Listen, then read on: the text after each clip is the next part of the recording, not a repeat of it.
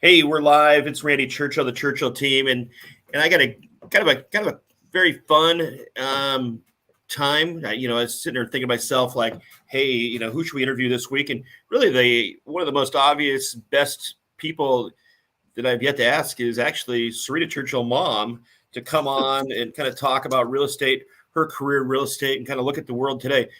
So, big shout out, mom's on with us, Sereta. Give, Hello. give us a little intro and tell us about your career. Well, I guess first of all, I have to admit that it's been a lot of fun. Love working with you, Randy. It's been, it, I can't say I've known you better now, but it's been great fun. And I look at my history, and it's as I was adding it up this morning, I knew that I had to give thought to it. It's been 48 years, so um, that's a long time. And I have to say that I've loved every minute of it. And I think today I'm even more excited than I was 10, 20, 30 years ago. So the things that are happening in real estate today are happening at a much faster pace, and it's just really exciting.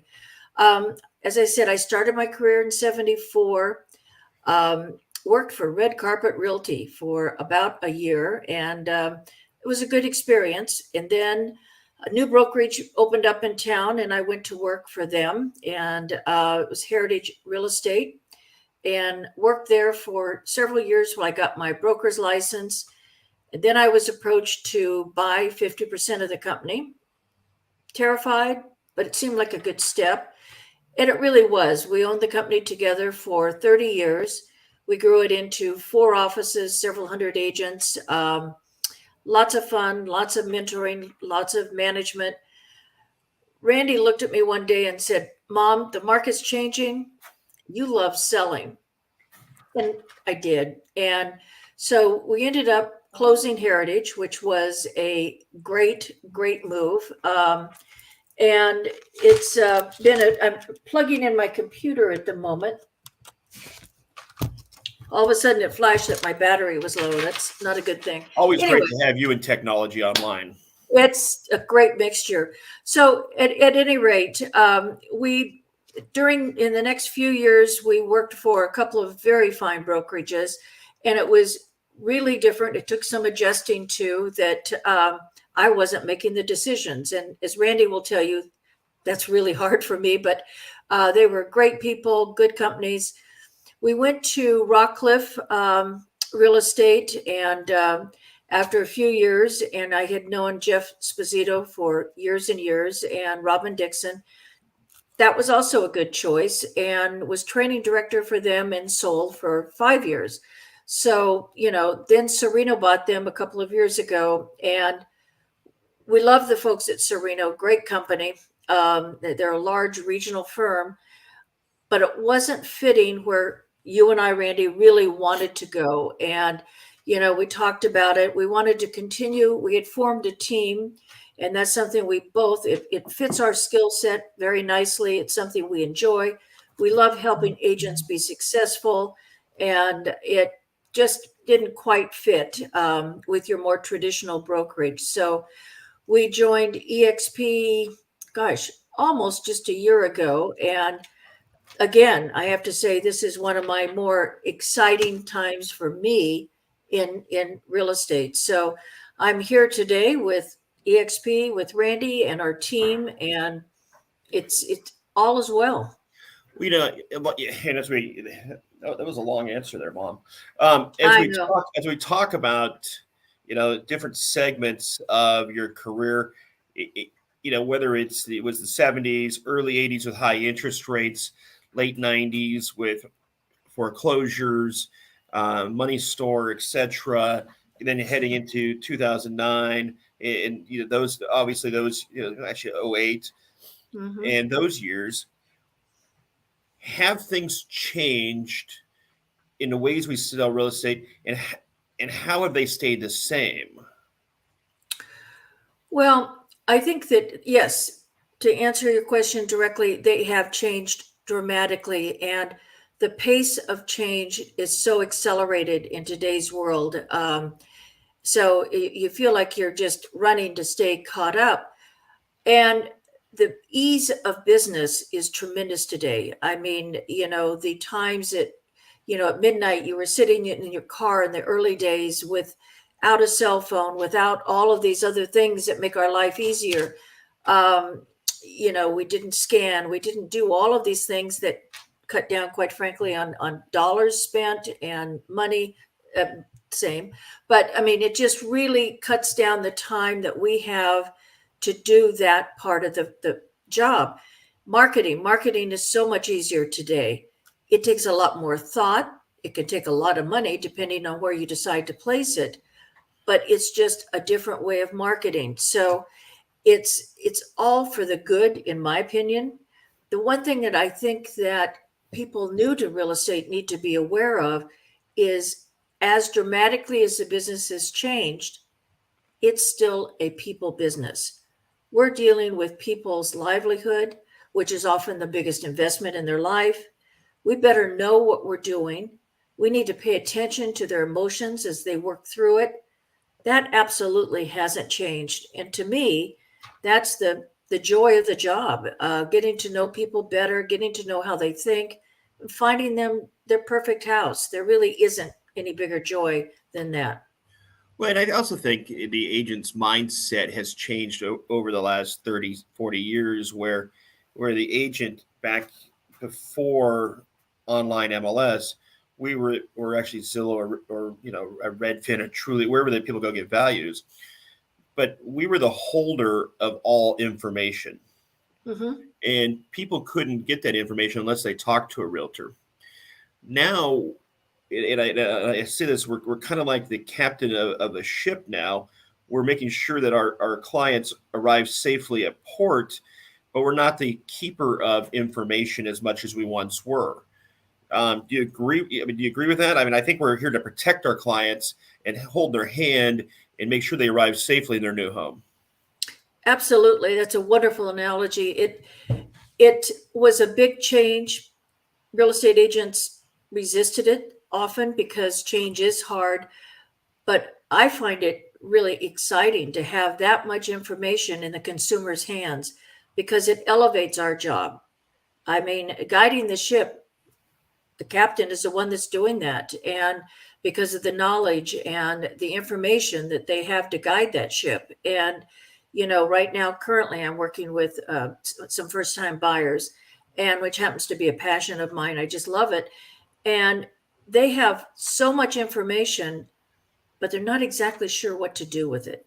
And that makes our role so important. And I think that it differentiates us from other industries that have been so impacted by online. So I feel good about it. I think it's a good thing for the consumer, but we do need to keep up. Well, I think that's a great point as we, kind of going into mentoring agents or new agents. Agents really need to set 4 hours a week away on training, or I mean, training. And I say this all the time, is adding to their toolbox. What is in your toolbox? Going to a CAR webinar. Going online on EXP World. Seeing the California contracts. I mean, I think that really sharpens their sword to get them ready to guide the ship. Absolutely. I think that our contract has changed again. The legal things have changed day to day in this world of real estate, and we have to keep up with it. And our clients expect it, as they should. So if you don't allocate the time, your toolbox gets empty, and it's never a good thing. I mean, we're always telling the team, you know, we want you to work hard. We want you to prospect, but really, we also want you to be at the top of your game when you go out, that you have the knowledge to help your clients. And I feel that they do. I mean, I look at the meetings we have every week with them individually and together, and it's all learning based. Kind of skipping gears here a little bit. A lot of things we talk about is know your numbers, and we're going to be doing a series of videos on knowing your numbers, and really knowing your numbers can really go to knowing your E&O cost, knowing your marketing cost. But I think telling a new agent that, one of your passions is mentoring a new agent is know your numbers. If you want to sell 10 homes, how many showings, how many listings is that for the year? How many phone calls, how many face-to-faces is that? Elaborate a little bit on making sure our agents know their numbers. Yes, absolutely. And I agree. It's a passion of mine too, because how do you know you're profitable? I think the backside of the business you really need to look at. Is your company giving you what it should be to help you be profitable? It's your business, but you're doing it under their umbrella. In your own world of prospecting and selling houses, how many calls do you have to make? Are you getting better at closing and making those calls? Are you doing what you need to be doing to get better, to sell more houses, to have a higher percentage of success? And the only way you know that is by doing the numbers. I mean, I started out my career for sale by owners. I thought that was an obvious thing because they put a sign in their front yard, they run an ad that they want to sell their house. So while it was difficult in many ways, I kept track of how many calls I had to make before I could get an appointment, how many appointments I had to make before I could get a signed listing, and how many signed listings did it take before I had an escrow. And I have to say that in order to get the appointment and the listing, I started out like at 50%. Well, I think that's a good I point. have to improve on that. Well, I mean, you look at a major league hitter who wants to have 200 hits this next season, and if he's a 333 lifetime hitter, he needs 600 at bats. Mm-hmm. I mean, it just the numbers are the numbers. Got to strike out often. And if you're going to do 10 listings this year, and you're only a 50% closer, well, that means 20 appointments. It does. Once I started doing it, and a mentor of mine at the time was the one that said, do this. How else are you going to know if your presentation's improving, if your body language is improving?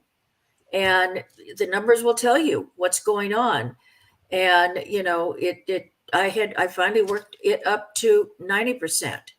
And, not in all markets does that work for sale by owners, but there's plenty of ways to prospect in any market, good or bad. And I've seen quite a few good and quite a few bad in my career, but there's a way to earn a living in all of them, but you've got to know your numbers and what you're doing. One of the things, knowing your numbers, and also another thing we stress is pillars, different pillars of business. Can you elaborate a little bit on pillars? Yeah. It's interesting. 30 years ago, you could have 3 pillars of business. And what's that? That's one pillar would be sphere of influence, your raving fans. And we do a class here on raving fans, how to keep them, how to develop them, maybe farming. And, for sale by owners, as I did for a while. And now, if you don't have 5 pillars of business, it's not happening. When I first started in real estate, Californians were moving every 3 to 5 years. And, that was like clockwork. That statistic didn't change for a very long time. And now it's 8 to 10 years. Mm-hmm. Well, that's a big difference in the amount of real estate sold. And therefore, you have to have a bigger percentage of possible prospects. And if you don't have 5 pillars of business that you're actively working, then, it's not going to work to where you're going to be able to meet your goals. Now, I will admit that everyone's goals are different. Some people, they want to sell 3 to 4 houses a year. They're a great agent, but that's where their comfort level is. Other agents want to sell 300 a year, and that happens. Well, and I think, in people wondering about pillars, a pillar can be farming, geographic farming. It can be SOI. It can be web. It can be golf open club. Houses. your golf club's a farm. I mean, it can be multiple different things. Door knocking can be a pillar. I mean, we could really just go right on down. I mean, there's probably at least, another 10 pillars I'm missing there. But people need to really identify what their pillars are. And I'm gonna hit you another word here, but when they do identify their pillars, they need to be consistent. And I think that it's the killer of all new agents is consistency. It is. And, we work with our team a lot on that because that's a very powerful world in the world of sales. And if you're not consistent, it just doesn't happen. And, it's always, people could do it for 1 or 2 weeks and then they start to fall off on the amount of work that they're doing every day. And as I explain to people, this is a career. You have to do it with a passion, but you have to look at it as a job. It is a job. And if you're not putting in the hours, because there's some fun parts to the business, we get to be out and about, we get to meet people, the friends that we've made, the things that we've done, wonderful. But this is a career and a job, and you've got to be consistent at it. And it's the only way to improve.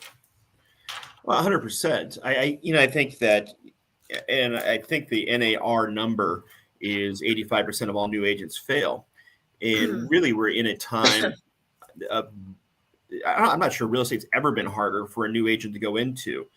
I'm not talking agents out of it, but as we head into some choppy waters, we've kind of implemented boot camp that's going to be required for all new agents.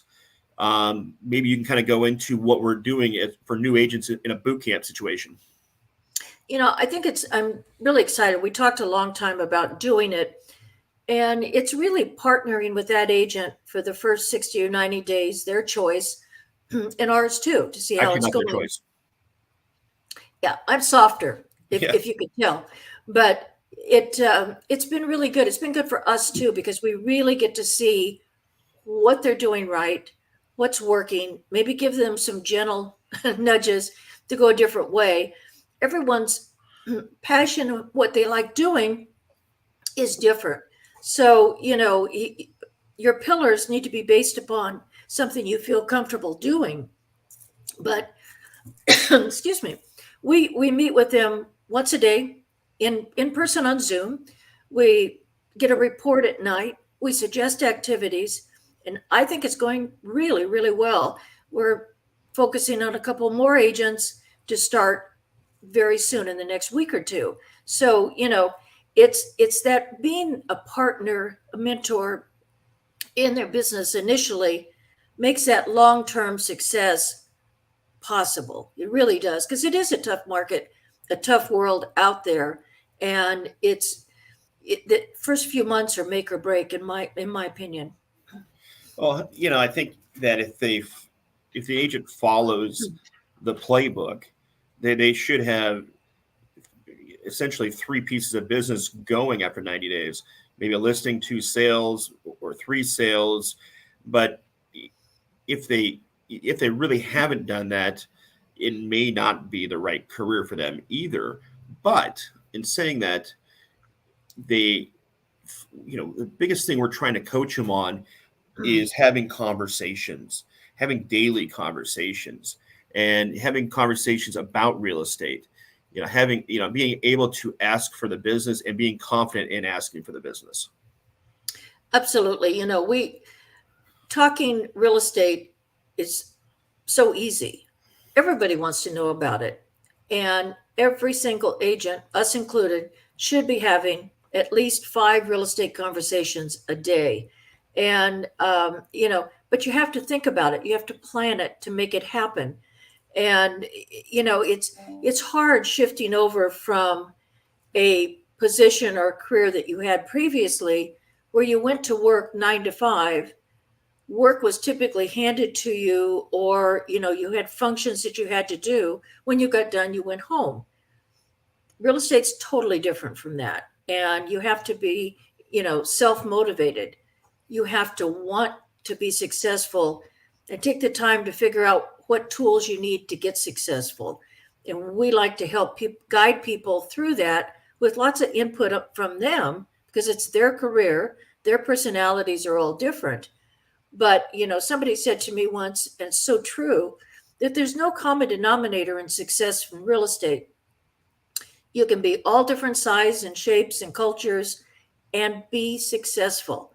That's what I love about this job. And Well, it's exciting. Anyway, well, go ahead, Randy. I think in through coaching and everything else, John Cheplick, and I think we all agree with this. Success is a choice.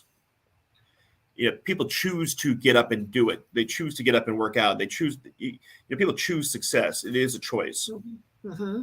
It is, and and one of the things that I feel very, very strongly about is the balance in life. And success is a choice. And I firmly believe you can get there with a balance in your life, keeping your family and friends important, close to you, and be successful. Because the danger, of course, is if you do all the things to be successful correctly, you're going to be very busy. Every day's full and it's stressful. There's huge stress in real estate. How do you handle that?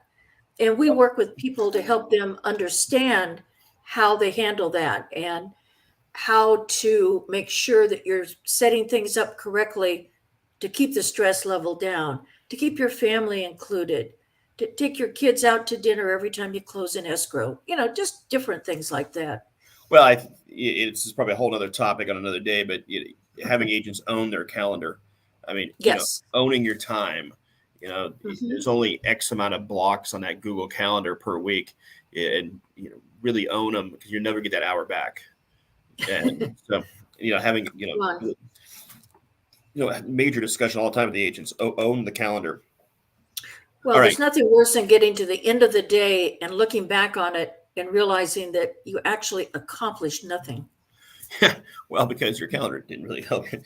Okay, so what two things would you tell a new agent today? Oh. One would be go to work every day. Well, I think that's back to consistency. If you're going to be successful, you have to show up and make it happen. And you have to listen. You have to be consistent in order to get those 5 real estate conversations a day, in order to get your pipeline to stay continuously full. One of the goals that I have with new agents is keep your pipeline full so that your checking account gets money in it every month. That's possible in real estate. You can have a consistent income, but you had better plan every single day and be consistent with it, or it doesn't happen. Well, via their pipeline, they should be able to identify their next 5 checks. And if the agent can't identify their next 5 checks, their pipeline isn't correct and it's not full enough. Correct. That's absolutely true. And we work with our team members on, where are your next 5 checks coming from? What are your next 5 transactions going to be? Who are they? Identify them. Don't call them. If somebody is ready, willing, and able and wants to buy a house, interest rates are going up, I'm really anxious to get in. And it's a tough market right now with low inventory. You may have to write 10 offers, but you better be calling them on a regular basis every 2 or 3 days max to check in and see what's happening, because they get desperate, they're going to go buy. So you have to be the agent of choice. And that's a different mindset than we've had to have before. But the world keeps changing. This market won't be forever either. Well, that's a great lead into our next topic. Oh. Yeah. I think, as much as people want to think the market is just La Miranda, it's just Contra Costa, it's just Northern California, it's just California, etc. We're now in a global market. And I know you and I have talked about this a lot in the last week. What does the next 6-12 months bring us? And I think we're already seeing a little bit on the MLS that there are sellers that may think they've missed their equity position, and there's for sale signs going up. Inventory is getting better. But then the buyer would say, does that mean prices are going down? Well, no, it doesn't, because we still have a huge backlog of ready, willing, and able buyers.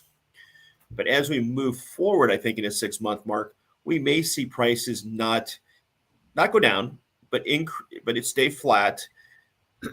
And also maybe we have only 1 or 2 offers per houses as we get through this backlog of buyers. Obviously, there's a we'll call it a war in Ukraine, because it is a war. That we do have some sanctions going on, and everything else. That's going to really kind of contribute to, I think, more inventory and getting through the backlog of buyers. Thoughts? Well, I think you laid it out very well, because it's absolutely what's going on.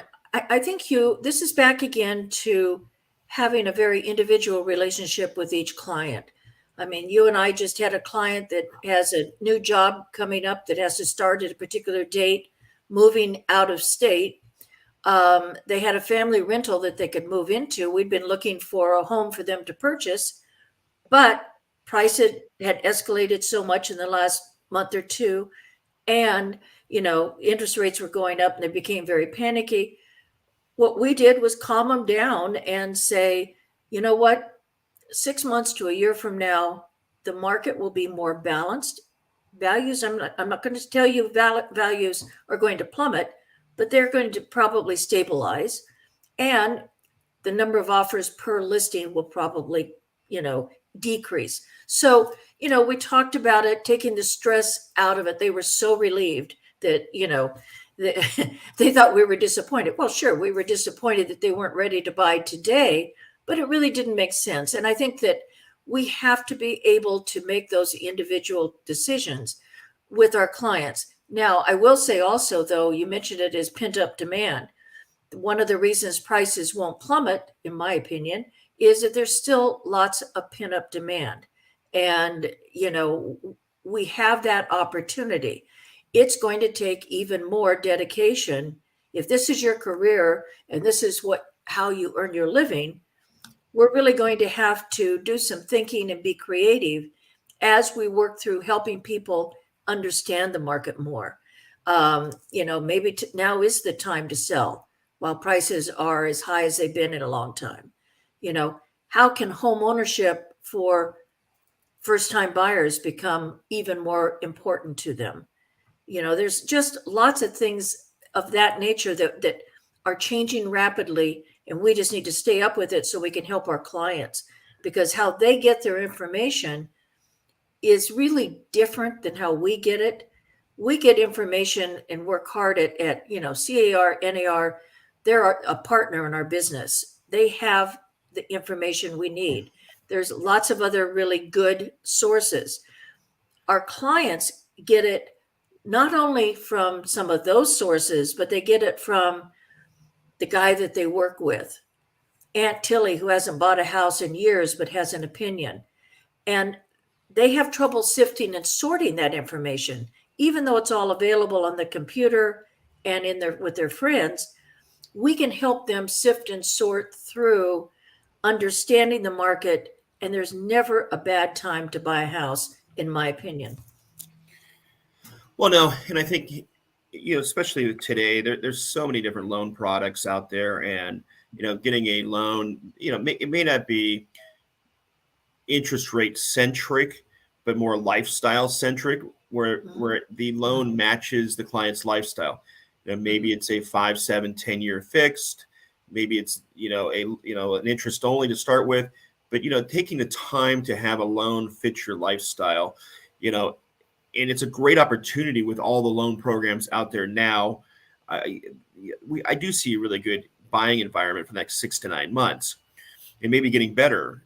So I don't think people should panic, on missing the boat on interest rates either. So it's a good time. It's a stressful time with all the people lined up in front of houses to go see them. It is stressful, and it's not, there's just so many stressors right now, and we've come off 2 years of COVID, that type of thing. And I think that, one of the things I would say as a real estate agent, being in a team environment or being with a company that gives you a supportive success environment is such a big help to getting through it, because even though we keep talking about the client stress and that type of thing, agents feel it too. Their families feel it. And I think that for me, having the team environment has been very beneficial in working through it. And I'm hoping that we've helped others on our team work through the ups and downs and what's going on, between COVID, the war, the economy, paying so much for gas, all of these things contribute to our mental and physical outlook. Now, as we wind down, I think, one of your, we didn't fail to mention 2016 Distinguished Realtor of the Year of the state of California. That was pretty awesome. Congratulations. You never take that away from me. That's awesome. You know what? That was a highlight of my real estate career, I have to say. And, I thought it was going to work with me. So sorry about that. No, it's just being recognized by your peers throughout the state. The people that I have met, the things that I have learned through being involved with the local association, the state association, and the national association have been phenomenal. And I think that, again, yes, working with you and it has truly been a highlight. And, your sister is also in the real estate world. She doesn't like selling, so she's in the corporate world, but that's okay. She's still in real estate. So there's been lots of highlights, but the friendships are probably number one. Well, we are at the 30-minute mark, so we are going to wrap this up so we don't take up too much of everybody's day. Mom, thank you. You're welcome. That was a blast. We have a blast, you know that. Yes, we do. And I think a takeaway from this, people see. I mean, it's and it's a little plug for the team. Anybody that joins our team is getting mentored by somebody who's been a training director, owner, Distinguished Realtor of the Year. That's really priceless item. So it's just a little plug there for we are hiring kind of thing. But thank you again, and I'm sure we'll talk in the next hour or so. All right. Thanks for asking. Talk to you later. Bye.